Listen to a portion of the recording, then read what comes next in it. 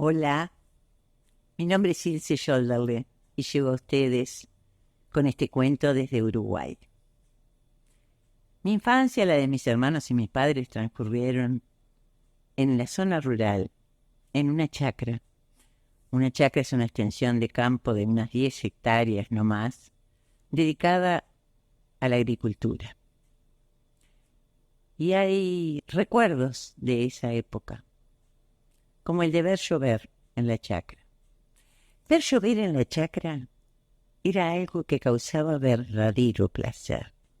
Un placer tranquilo, sereno, que aún hoy me alegra.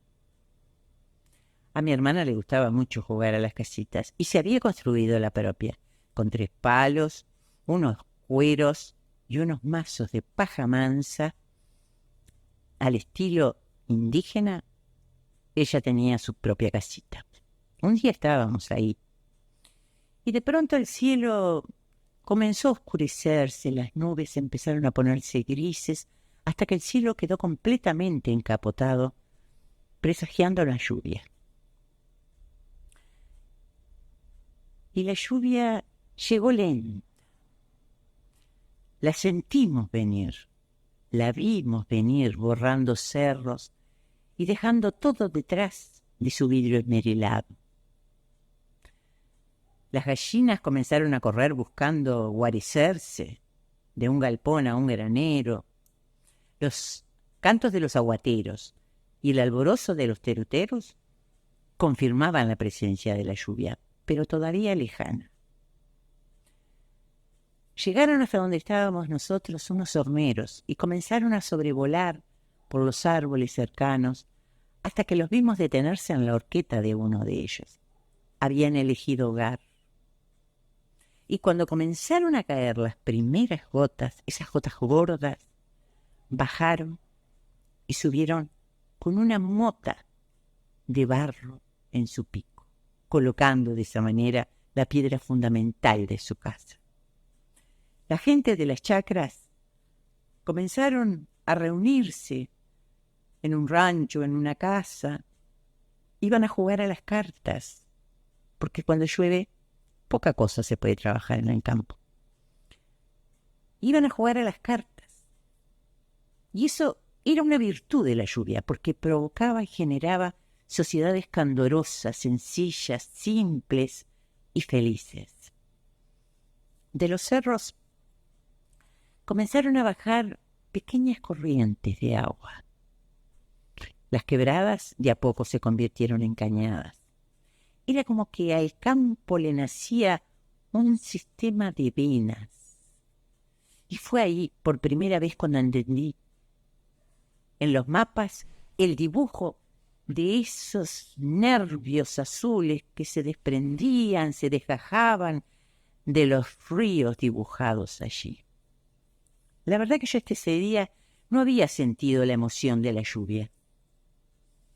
A mí me parecía que el campo, el árbol y yo éramos felices de la misma manera, quedándonos quietos y dejándonos mojar por esa lluvia mansa que caía sin interrupciones. Pero esa mañana, estando en la casita, el repiqueteo de las gotas sobre los cueros, ese asordinado tambor, me fue penetrando, me fue invadiendo, y ahí sí, ahí conocí la emoción de la lluvia. En la tarde mi hermana quiso volver a jugar a la casita. Quería jugar con las niñas de las otras chacras, a las abuelas. Y quería contarles recuerdos de su juventud. Y entonces me pedía a mí que me portara mal, porque así ella podía decir a cada rato en la conversación el trabajo que daba cuidar a los hijos. Mi hermana, la abuela, en ese entonces, tenía 12 años. La verdad que ese día lo llevo guardado en mi corazón, porque fue uno de los más felices de mi vida.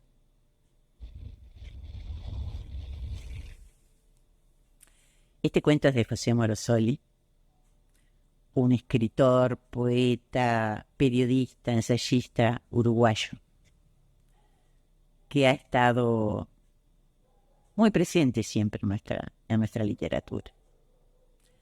Bueno, me despido, hasta siempre. Hola, mi nombre es Thiago de Jesús y quiero agradecer a la Universidad Autónoma del Estado de Hidalgo su invitación para este tercer Festival Universitario de Narración Oral. Desde aquí, de Venezuela, quiero compartir este cuento con ustedes. Esta es la historia de un niño llamado Federico. Y Federico es como de esta altura, unos 7 o 8 años. Y Federico tiene mucho miedo. Tienen miedo a los espacios grandes, que son muy grandes. Tienen miedo a los espacios abiertos porque son abiertos. Tienen miedo a los espacios pequeños porque son pequeños. Tienen miedo a los ruidos. Tienen miedo al silencio. Tienen miedo a la noche, al día, a la claridad, a la oscuridad. En fin, Federico tiene todos los miedos. La mamá de Federico lo ha llevado al médico para ver si le quitan los miedos. Pero lo único que le quitó fueron las ganas de sentarse por un buen rato, porque la inyección era kilométrica. Un día, la mamá de Federico lo arrastró hasta el parque. Cuando llegaron al parque, la mamá se sentó en la banqueta y Federico se sentó ahí, pegadito a ella. Y allí estaba Federico y pensaba, un espacio grande, con mucha gente, con muchos animales. Son más de un miedo. Y estaba temblando Federico y se dio cuenta que de los matorrales, algo se movía. Y salió un perrito blanco con manchitas negras o negro con manchitas blancas porque realmente estaba muy sucio y no se distinguía. Federico sonrió al perrito y el perrito, Federico volvió a sonreírle y el perrito, Federico le sonrió otra vez y el perrito. Y en eso Federico se dio cuenta que había un niño más alto que él, que venía en dirección al perrito. Y en su mano traía una rama. Y en eso Federico entendió lo que iba a hacer el niño. Federico se acercó al niño y le dio una mirada al fijo. El niño entendió y se fue. El perrito, después de eso, se acercó a Federico ahí a su pierna. Federico lo acarició y le dijo, mamá, ¿nos podemos llevar? ¿A quién? Claro, dijo la mamá de Federico, una mamá distraída en un parque con un niño, imagínense. Ese perro todo sucio y mugriento. No. Ah, pero si es por eso, yo me encargo de darle de comer, de sacarlo a pasear, de bañarlo y de cuidarlo. Bajo ese trato, la mamá aceptó. Y en eso la mamá se encaminó a la casa y detrás de la mamá venía Federico y detrás de Federico el perrito. Cuando llegaron a la casa, Federico tomó al perrito y lo colocó en la bañera. Le dio una enjabonada por las patas, la cola, la cabeza, lo dejó blanquito con manchitas negras. Tomó el secador de la mamá y secó muy bien y lo dejó esponjoso. Federico lo bajó, le puso un plato con agua y un plato con leche. Y el perrito se tomó toda la leche. Le puso un plato con más comida y más leche. Y el perrito comió todo. Federico puso lo que quedaba de leche y el perrito volvió a comerse todo. Mire, ese perro comenzó a comerse todo lo que nos vomitó. Comenzó a comerse el miedo a la oscuridad. Comenzó a comerse el miedo a los espacios grandes, a los espacios pequeños, a la gente alta, a la gente bajita, a la gente gorda, a la oscuridad, a la claridad. Comenzó a comerse todos los miedos. Y esa barrigota le quedó, bueno, sin entrar en detalle de barriga. Y resulta que Federico, llegando la noche, se acostó en su cama a descansar. Y el perrito como uno, se metió debajo de la cama y ahí se quedó. Ahí el perrito se durmió. Y el niño que tenía miedo, ahora no tiene miedo. Ahora tiene perro. Estaba el padre guardián hablando su sermón de cada domingo, pero justamente ese se dedicó a hablar pestes del rey, pestes de esa gran magnificencia. Decía que era un fascineroso, que era un ladrón de los pobres. Aquello lo supo el rey. Y una vez que se ha enterado, lo manda a llamar ante su presencia. Veo que has estado hablando cosas de mí, le dijo su majestad. ¿Qué me dices ahora? Nada, ¿verdad? Claro, porque en mi presencia no eres capaz de decir nada, pero ante todos eres capaz de decir las peores bajezas en contra de mi persona.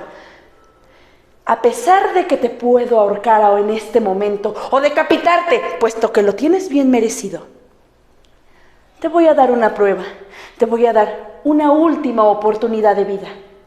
Apunta tú. El padre tomó un pequeño papel, una pluma, y sin decir una sola palabra, comenzó a apuntar. Estas 3 preguntas me vas a responder al final de las 24 horas. Y si cualquiera de estas 3 respuestas está equivocada, en ese momento será tu sentencia de muerte. Primera pregunta. ¿Cuánto vale el rey? Segunda pregunta. ¿Hasta dónde llega el poder del rey? Tercera pregunta. ¿Qué está pensando el rey en este momento? El padre guardián escribió las 3 preguntas. Como pudo, guardó el papel y sin decir una palabra se fue.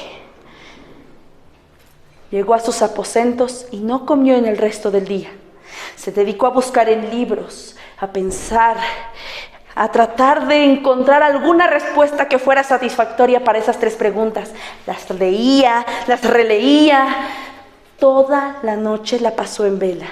Al día siguiente, a las 12 del día, justo cuando el sol llega al alba, sería su destino final. Sería el momento de su muerte o de su sentencia. Eran las 9 de la mañana cuando su criado, un lego, algo enclenque, pero que lo quería mucho, tocó a su puerta. «Déjame, ¿que no ves que estoy ocupado?», le dijo el padre guardián, completamente nervioso y aterrado. «Pero padre, soy yo, soy su lego, vengo a cuidarlo. Además, tómese un chocolatito, ayer ya no salió de sus aposentos, no ha comido nada, se me va a enfermar». «¿Qué enfermar ni que nada? Déjame, que estoy muy ocupado, ¿que no ves que tengo un problema demasiado grande?». «Pues si me deja ayudarlo, tal vez entre los 2 lo podríamos resolver. ¿Cómo ve? Ayudarme tú, pero si eres un simple criado. Dime, ¿cómo me vas a ayudar?». «Pues déjeme pasar y tómese su chocolatito». «Dale con ese chocolatito, pasa pues». El lego pasó, dejó el chocolate sobre la mesa y vio que estaban todos los libros regados y abiertos. Vio que nuestro padre estaba completamente lleno de ojeras, pálido, sudoroso, y vio el papel, pero no quiso tomarlo. «Dígame, ¿qué es lo que le pasa?». «¿Cómo te voy a decir? ¿O para qué, si tú ni vas a saber?». «Por favor, dígame, tal vez pueda ayudarlo. Tal vez una mirada un poco más ajena pueda hacerle un poco más útil».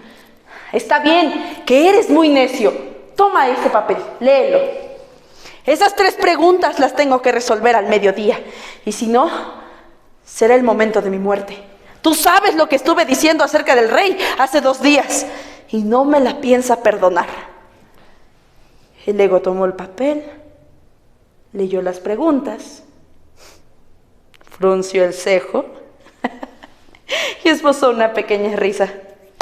«Ya está, deme sus hábitos». «¿Pero qué quieres hacer? ¿Estás loco?». «Me voy a hacer pasar por usted. Usted me da sus hábitos y yo voy a contestar esas preguntas». «Pero estás loco, te van a descubrir aparte. ¿Qué vas a responder?». «No se preocupe, padre, yo voy a salir victorioso. Además, si me descubren, que no creo, la verdad, pues yo con todo gusto estoy dispuesto a dar mi vida por la de usted, por la de mi amo. No se preocupe, que saldremos victoriosos de esta contienda. A regañadientes y pues que ya no tenía más opción el padre, decidió cambiar los hábitos con el Ego. Salió con la capucha y se fue. No dijo ni una palabra. En el camino, llegando rumbo y hasta la corte, vio unas macetas en las que había algunas flores. Tomó una, se la guardó en la manga del hábito y siguió su camino. Llegó a donde estaba el rey, donde estaba toda la corte, todos intrigados y esperando escuchar las respuestas de aquellas preguntas que había dado el rey. Él, con la capucha aún puesta, se paró frente de todos y escucharon la primera pregunta. ¿Cuánto vale el rey? A decir verdad, el rey vale 15 monedas de plata. ¿Cómo es posible? ¡Eres un malvado! ¡Que lo maten en este momento! Permítame, déjame explicarle en este momento. Jesucristo nuestro Señor no era el Rey del cielo y de la tierra. ¿Y por cuánto lo vendió Judas? 30 monedas. Usted es el Rey y solamente de una nación. Así que estoy diciendo 15 monedas, que es la mitad, y creo que aún es pretencioso el precio. ¿No lo creen los demás? Toda la corte quedó en silencio, anonadados de aquella respuesta que había dado aquella persona. El rey, lleno de coraje, al no quererse sentir humillado, decidió dar la segunda pregunta. ¿Hasta dónde llega el poder del rey? El poder del rey llega hasta nada. Y permítame comprobárselo. Sacó la flor y se la dio a las manos del rey. Díganos o muéstrenos ese poder que usted dice tener. Duplique esta flor en el acto. El rey se le quedó viendo. Impotente, comenzó a pasarla por toda la corte. Todos comenzaron a ver la flor. Y viendo que el rey no podía duplicarla, comenzaron a aplaudir y ovacionarlo. Y toda la corte estaba vuelta loca. Tercera pregunta. ¿Qué está pensando el rey en este momento? Pues, ¿qué va a hacer? Que este guardián ha salido victorioso. Y toda la corte comenzó con vitoreos y con ovaciones y aplausos. ¡Eh! En eso estoy pensando, en tu inteligencia. Vamos, lárgate de aquí antes de que me arrepienta. El Ego salió, victorioso, y a punto estaba de quitarse la capucha cuando uno de los sirvientes del rey los llamó. Su Majestad le habla, que regrese en el acto al salón. Temiendo que aquella fuera una trampa, ya que al rey nunca se le podía dejar en vergüenza, respiró profundo y decidió ir hasta donde estaba el rey. Veo que eres muy inteligente, toda la corte lo ha podido ver. Me has respondido acertadamente estas 3 preguntas. Eres muy inteligente, pero ahora quiero que así como me diste estas respuestas a mí, se las des a mi retrato y que nos digas a todos qué fue lo que te contestó. Entró el Ego al salón y vio el retrato de su majestad, imponente, grande. Pero los retratos no hablan. Esto claramente podía ser una trampa.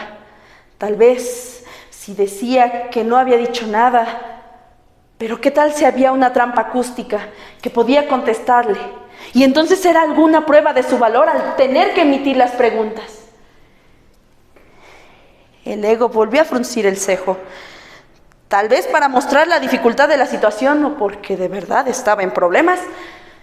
Decidió esperar un momento en lo que tramaba algún plan, y con lo ingenioso que es y con lo hábil de pensamiento, regresó hasta donde su majestad y la corte. Su majestad, corte. Su retrato tristemente no me respondió palabra alguna. como tampoco respondió el corcel Reinaldo cuando el conde Orlando le preguntó por su amo. Dime, dulce caballo, ¿dónde está Ronaldo? Dime dónde está, no te lo andes callando. Y así el conde al corcel le preguntaba, pero éste no le respondió porque los caballos no hablaban. ¿Me estás diciendo, animal?, le dijo el rey muy enojado. Pues al buen entendedor, pocas palabras. Eres un bruto, eres una bestia. ¿A poco los animales hablan? ¿Y qué hablan los retratos, querido rey? Y toda la corte ovacionando. Para no quedar en vergüenza, el rey no tuvo más que decir, ¡un abrazo, un abrazo! Tu inteligencia es incomparable. Desde este momento a este padre guardián lo nombro mi secretario particular. Denle espacio, señores, porque él será mi asesor personal. En ese momento se descubrió la capucha y todos vieron que no era el padre. ¿Quién eres tú?, le dijo el rey, más que asombrado. Soy yo solamente un lego, un sirviente que vine a defender a mi amo. Pero no se preocupe, es que él estaba enfermo y yo he decidido venir por él. Así que cualquier decisión que tome será hacia mí. Pues dile a tu padre guardián, dile a tu amo, que desde este momento tú eres mi secretario particular. Denle espacio, señores. Y fue el lego a comentarle la victoria al padre guardián. Su pena estaba completamente perdonada y desde ese momento el lego pasó a ser el secretario real de su majestad. Esta es la historia de una ardilla que vivía en lo más alto de un viejo roble. Ahí nuestra ardilla tenía todo lo necesario para sobrevivir. Tenía bellotas a montones, un espacio amplio para ella sola y una vista hermosa. Que para ser sinceros, a nuestra amiga la ardilla no le gustaba ver hacia allá afuera por mucho tiempo, porque se acordaba que existía lo desconocido.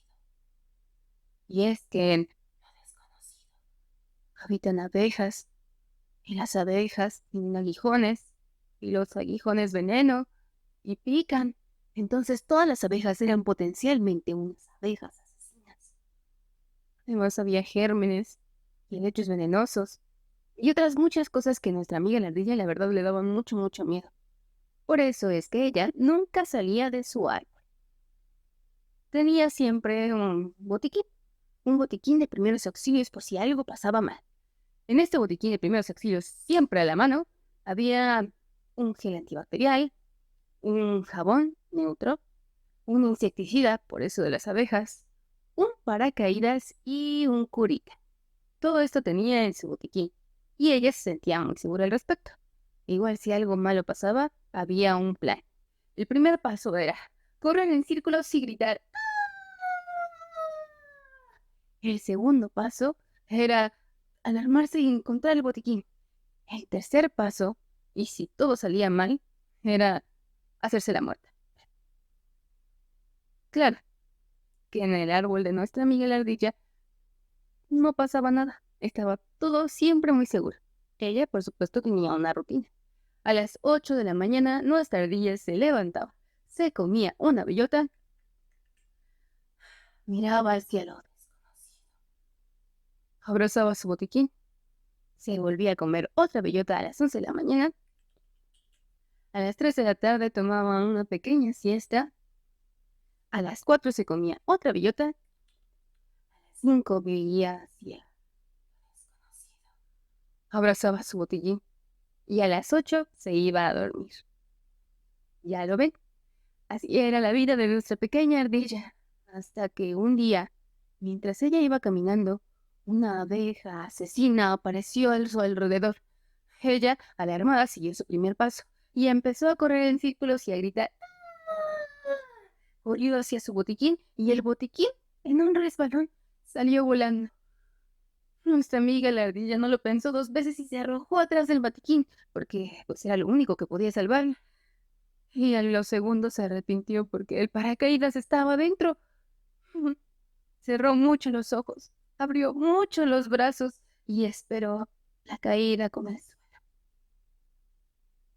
Pero eso no pasó.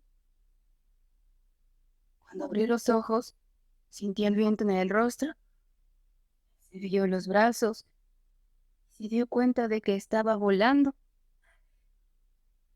Nuestra ardilla en realidad era una ardilla voladora. Entonces se olvidó de las abejas asesinas, se olvidó de los gérmenes, de los helechos venenosos y se sintió libre. Así pues, la ardilla terminó de caer y cayó encima de un arbusto. Ella, por supuesto, por cualquier cosa, se hizo la muerta y se quedó ahí. 5 minutos, 10 minutos, 15 minutos, media.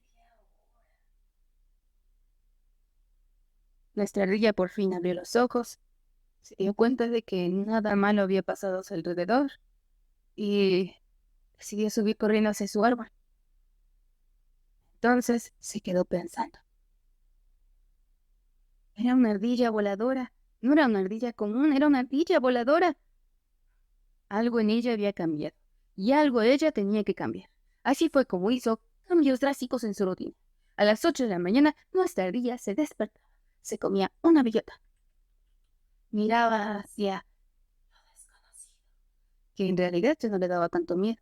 Y a las 11, en lugar de comerse otra bellota, se arrojaba hacia el vacío.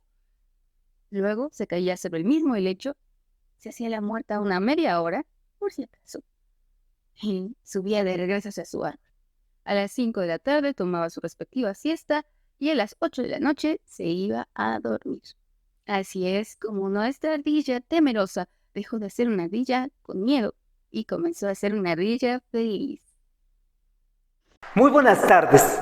Les vengo a contar un cuento que me contó mi abuelo hace mucho tiempo.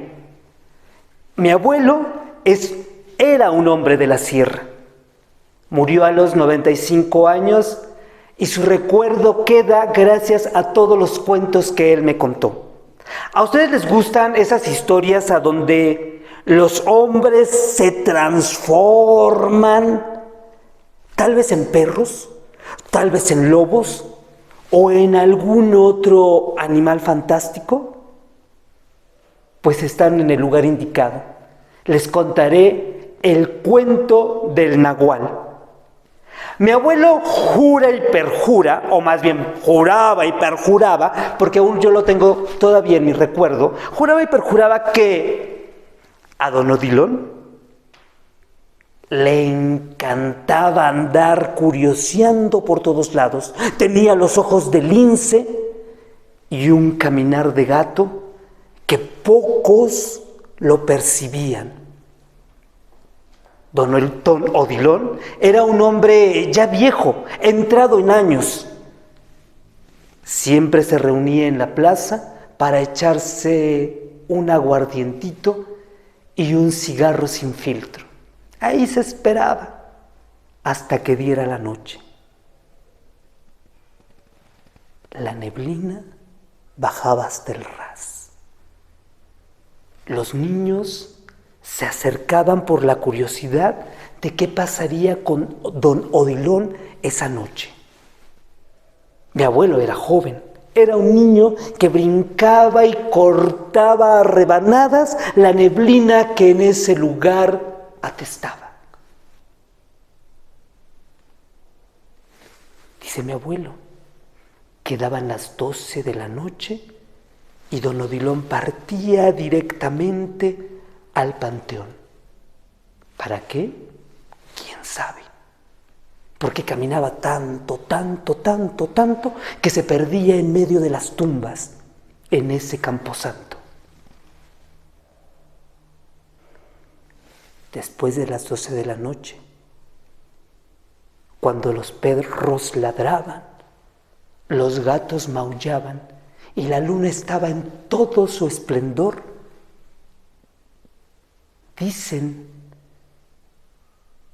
que se veía la figura de lo que tal vez podía ser un perro o tal vez un coyote, pero una cruza de esos animales sí era muy claro qué era. Caminaba, corría, pero corría tanto que era imposible alcanzar a verlo, o distinguir la figura, o siquiera figurar la imagen de quien estaba corriendo tan rápidamente. Al otro día, don Odilon no se levantaba tan temprano. Dicen que don Odilon se quedaba durmiendo hasta muy tarde y se levantaba ya entrada la tarde allá en el pueblo. Se tomaba si acaso un café, se echaba un traguito de refino y se fumaba un delicioso cigarro sin filtro. Nadie sabía si don Odilon comía o qué comía. Algo muy extraño ocurrió un día, según mi abuelo me decía, porque don Odilon dejó abierta la puerta por alguna distracción.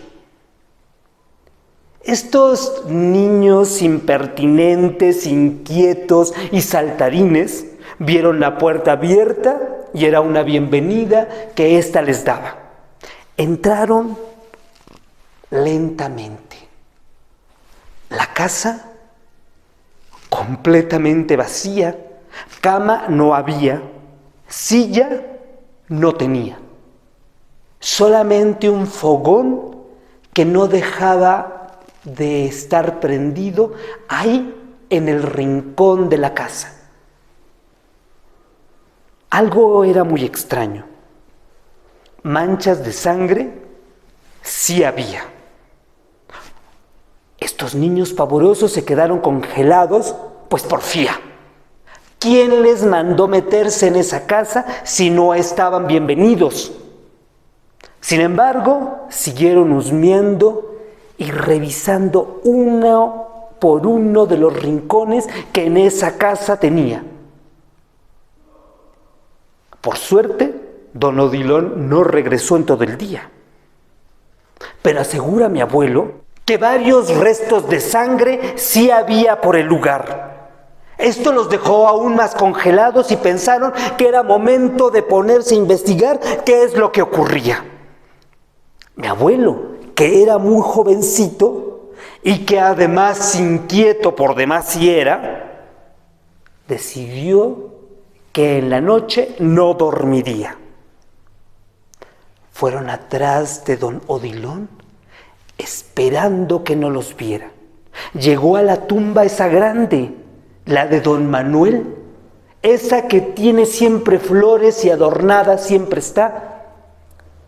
De ahí saltó como fuego, ¡fuck!, a otra tumba, ¡fuck!, a otra tumba, ¡fuck!, a otra tumba, ¡fuck!, y de pronto, ¡fuck!, pareciera como si don Odilon se hubiera tragado a un perro y este perro por necesidad hubiera tenido que salirle por la boca, por los ojos, por el cabello y por las garras. Toda la parte de arriba de don Odilon era perfectamente un perro, un coyote, con ojos de lince que brillaban por todos lados. O tal vez los ojos de la zorra, como decía mi abuelo.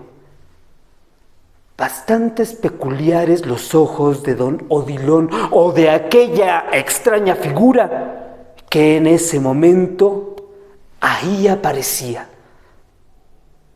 Entonces se quedaron quietos. Decidieron no hacer ni un solo ruido. Quietos, tranquilos y en silencio.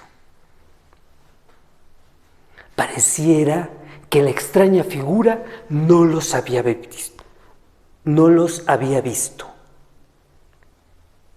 Caminó casi frente a ellos. Ellos atrás de una tumba, muy cubiertos, estaban para no llamar la atención de aquella extraña figura que se deslizaba como si fuera un ave de rapiña. Lo vieron salir corriendo, lo vieron salir volando, brincaba de un lado a otro y la extraña figura no se cansaba. De pronto, ¡pah!, enfrente de ellos. En el hocico traía un gran bocado. Un pájaro que había agarrado en el vuelo lo había tomado. Se quedaron completamente congelados. Esa extraña figura se tragaba con tal gusto al ave que recién había cazado. Se quedaron congelados. La extraña figura se fue del otro lado. Horas después, vieron pasar a don Odilon demasiado cansado. La extraña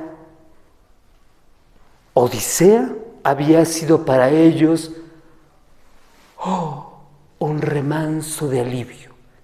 Sabían que don Odilon había de contarles día con día las historias que él vivía. Al otro día, a la media tarde, después de salir de la escuela, dice mi abuelo que iban a que don Odilon les contara lo que esa extraña figura dentro de él hacía. Todos los días les contaba cosas nuevas, que si un tlacuache, que si un gato, que si el perro de la vecina. Entonces dice mi abuelo que don Odilon arrasaba con toda la comida que no era prácticamente para ellos. Un buen día, según cuenta mi abuelo, que le decía a su tía, don Odilon amaneció muerto. Lo más extraño es que a don Odilon no le encontraron la lengua. Y dice mi abuelo, o mi abuelo sugería, que era porque había contado todas las historias que del otro lado le habían impedido fueran contadas esos días. Ya no hubo más historias. Don Odilon se fue, pero resulta que un día llegó casi al mediodía un hombre llamado Juan, amigo de don Odilon, que según dice mi abuelo, traía los mismos ojos brillantes. Pero la historia de don Juan se las contaré otro día. Y colorín colorado, que este cuento se ha terminado.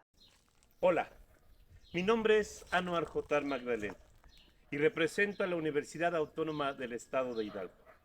Soy parte del equipo de trabajo de la Dirección de Promoción Cultural y es un placer para mí darles a ustedes la más cordial de las bienvenidas y agradecer a todos su presencia en esta tercera edición del Festival Universitario de Narración Oral. Voy a compartir a ustedes el cuento La verdadera riqueza. Hubo una vez un bosque en el cual caminaba un viejo monje. Era una tarde verdaderamente maravillosa.